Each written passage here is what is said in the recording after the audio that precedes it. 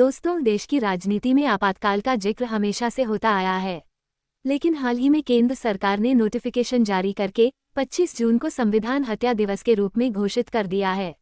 इसके बाद से एक बार फिर से देश में आपातकाल को लेकर राजनीति तेज हो गई है।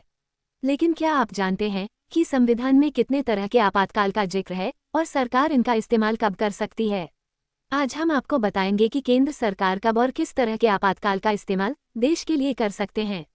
दोस्तों, केंद्रीय गृहमंत्री अमित शाह ने सोशल मीडिया पोस्ट के जरिए इस बात को कहा। गृहमंत्री ने अपनी पोस्ट में लिखा है, 25 जून 1975 को तत्कालीन प्रधानमंत्री इंदिरा गांधी ने तानाशाही दिखाते हुए देश में आपातकाल लागू किया था। भारतीय लोकतंत्र की आत्मा का गला घोंटा, बिना वजह लोगों को जेल में डाला और मीडिया की आवाज को दबाया। इसलिए देश में इमरजेंसी लागू करने की तारीख को संविधान हत्या दिवस के रूप में माना जाएगा। आपको बता दें कि देश में आपातकाल यानी इमरजेंसी 25 जून 1978 को लागू की गई थी।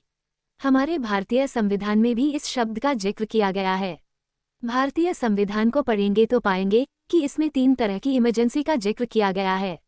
तीनों को लागू करने की वजह अलग अलग हैं, लेकिन इनके नाम से साफ है कि इसे उन हालातों में लागू किया जाएगा जब माहौल सामान्य नहीं होगा। भारतीय संविधान में 3 प्रकार की आपात स्थितियां दर्ज हैं। पहला, राष्ट्रीय आपातकाल, जिसे नेशनल इमरजेंसी भी कहा जाता है। दूसरा, संवैधानिक आपातकाल और तीसरा, वित्तीय आपातकाल। आइए इन सब के बारे में अच्छे से जानते हैं। सबसे पहले जानते हैं नेशनल इमरजेंसी यानी राष्ट्रीय आपातकाल के बारे में। इसे तब लागू किया जाता है जब देश के किसी हिस्से में सुरक्षा को लेकर खतरा होता है, जैसे दुश्मनों से जंग, किसी तरह का अटैक, आंतरिक कलह या बड़ी आपदा आती है। ऐसे हालात में नेशनल इमरजेंसी लगाई जाती है। भारतीय संविधान का अनुच्छेद 352 देश में राष्ट्रीय आपातकाल लागू करने का अधिकार देता है और राष्ट्रपति इसकी घोषणा करते हैं। दूसरा, संवैधानिक आपातकाल। इस तरह की इमरजेंसी को तब लागू किया जाता है जब राज्य सरकारें भारतीय संविधान का पालन नहीं करती और राज्य में असंवैधानिक संकट की स्थिति बनती है। ऐसे हालातों में राष्ट्रपति राज्य सरकार को अपने कंट्रोल में ले लेते हैं। इसे ही राष्ट्रपति शासन कहा जाता है। यही वजह है कि इसे संवैधानिक आपातकाल भी कहा जाता है।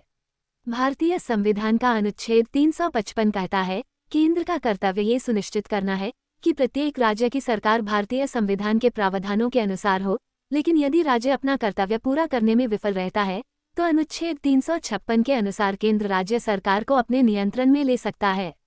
राष्ट्रपति शासन लागू करने की घोषणा को जारी होने की तिथि से 2 महीने के भीतर उच्च सदन और निचले सदन दोनों द्वारा अनुमोदित किया जाना चाहिए। ऐसे हालात में राष्ट्रपति की निगरानी में राज्यपाल शासन व्यवस्था चलाते हैं। तीसरा, वित्तीय आपातकाल। वित्तीय आपातकाल की स्थिति तब बनती है जब देश की वित्तीय या ऋण प्रणाली में अस्थिरता पैदा हो जाती है। सरकार के पास देश चलाने के लिए पर्याप्त पैसा नहीं होता। ऐसे हालात में वित्तीय आपातकाल की घोषणा की जा सकती है। वित्तीय आपातकाल का जिक्र भारतीय संविधान के अनुच्छेद 360 में किया गया है। जानकारी अच्छी लगी हो तो वीडियो को लाइक और शेयर करना ना भूलें। साथ ही हमारे चैनल को भी सब्सक्राइब करें ताकि आप लोगों को इस तरह की वीडियो मिलती रहे।